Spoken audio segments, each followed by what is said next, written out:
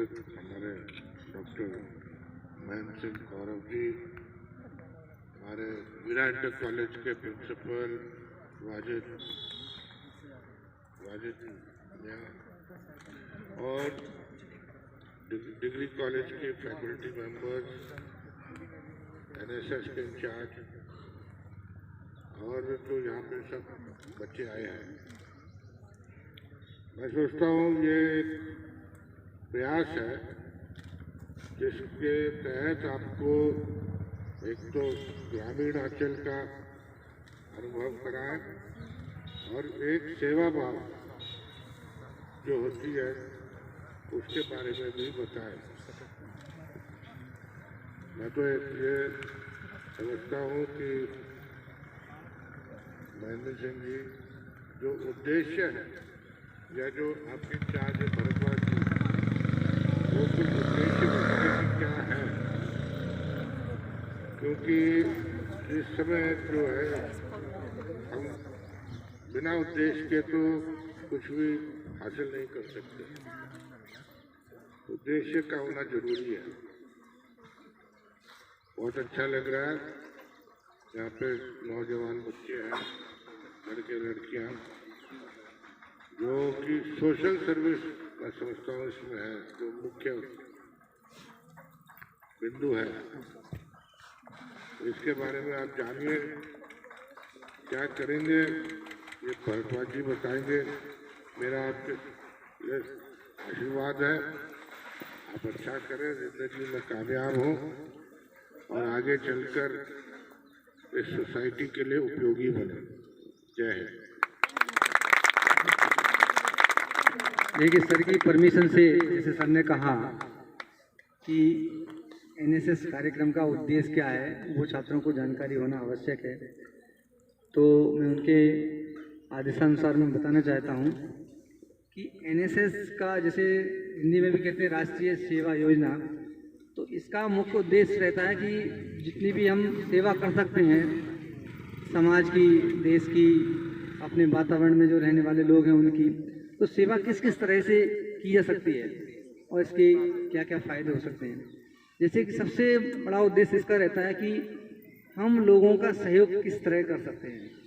जैसे मान लो वृद्ध लोग हैं या लड़कियां हैं, बेटी बचाओ बेटी पढ़ाओ, इस कार्यक्रम के लिए ना एनएसएस का एक बहुत बड़ा उद्देश्य रहता है कि जागरूकता, सबसे बड़ा है जागरूकता लाना। तो जागरूकता हम किस किस क्षेत्र में ला सकते हैं या किस किस क्षेत्र में सेवा कर सकते हैं। तो उसके लिए कि जैसे एक तो शिक्षा के क्षेत्र में, कि जैसे ग्रामीण लोगों में क्या है, शिक्षा का के लिए जागरूकता का अभाव रहता है, तो उनको हम बताएं कि शिक्षा का क्या महत्व है, शिक्षा के कारण ही हम विकसित हो सकते हैं, शिक्षा के कारण ही हम समाज का, देश का विकास कर सकते हैं। तो सबसे बड़ा उद्देश्य क्या होना चाहिए कि सबको एक जागरूक करें शिक्षा के क्षेत्र में। दूसरा, बेटी बचाओ बेटी पढ़ाओ, जैसे कि अभी चल रहा है नारी सशक्तिकरण और शुरू से चलता आ रहा है, कोई अभी नई बात नहीं है।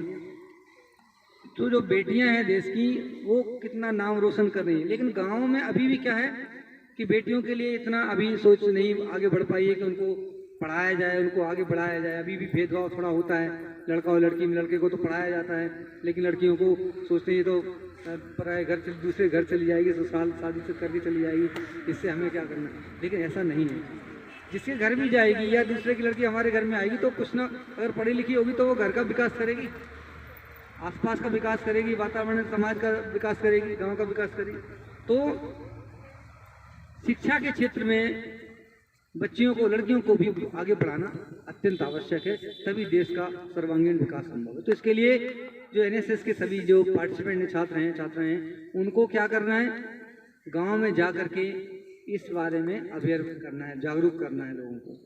तीसरा उद्देश्य जो है कि पर्यावरण संतुलन जो है, कई जगह प्रदूषण हो रहा है बहुत, कोई अवेयर नहीं है, कुछ भी जला देते हैं, कुछ भी पेट्रोल धुआं, इस तरह की कितने तरह से प्रदूषण हो रहा है, सॉइल प्रदूषण, एयर पॉल्यूशन, वाटर पॉल्यूशन, कुछ भी चीज़ें पानी में डालते रहते हैं, नालियों में डालते रहते हैं, सड़ती हैं, बदबू पैदा करते हैं, कीड़े पैदा करते हैं।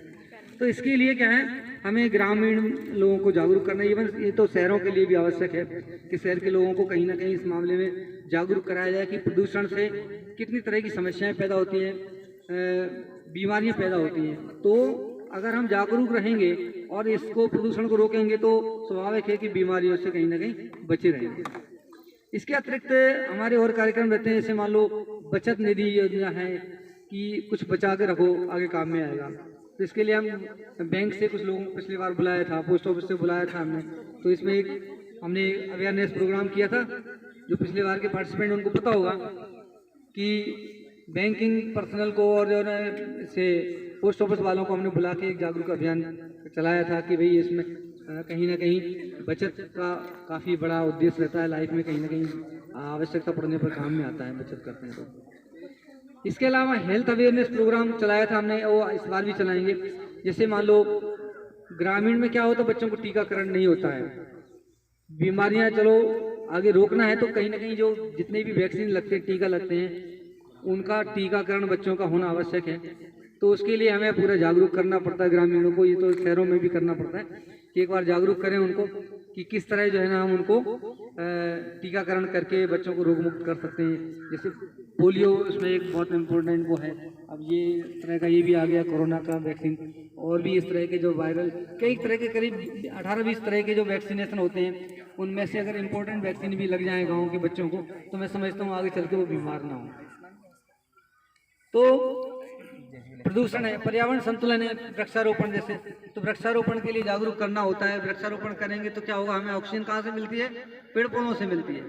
पिछले बार भी हमने वृक्षारोपण अभियान चलाया था, वृक्ष लगवाए थे काफ़ी। तो वृक्षारोपण कार्यक्रम भी गाँव में तो वैसे वृक्ष होते भी हैं, लेकिन फिर भी लोग जो जगह पड़ी होती है ना उनमें उसको नहीं ध्यान देते हैं, तो कहीं ना कहीं उस जगह का उपयोग किया जा सकता है। उसमें वृक्षारोपण करके पर्यावरण को हम और भी रिच कर सकते हैं। प्रदूषण क्यों, पेड़ पौधे क्या करते हैं, प्रदूषण को हटाते हैं। जैसे जो डस्ट पार्टिकुलेट्स वगैरह होते हैं, कार्बन डाइऑक्साइड होती है, इसको क्या करते हैं प्लांट्स, क्या करते हैं इसको एब्जॉर्ब करते हैं, तो क्या करते हैं पॉल्यूशन को कम करते हैं। तो कहीं ना कहीं हमें पर्यावरण संतुलन बनाए रखने के लिए वृक्षारोपण का जो कार्यक्रम है वो करना होता है और बहुत जरूरी है। तो ये कार्यक्रम रहेगा। इसके अतिरिक्त हम नदियों के बारे में भी कई बार जो है ना करते हैं। इस बार भी हम बहराइच में फिर से ले जाएंगे, पिछली बार ले गए थे, तो जैसे पॉल्यूशन मुक्त करना नदियों को, उसके लिए हम कुछ अवेयरनेस प्रोग्राम कर सकते हैं या हम अपने भागीदारी भी कर सकते हैं। तो इस तरह के कार्यक्रम भी करेंगे।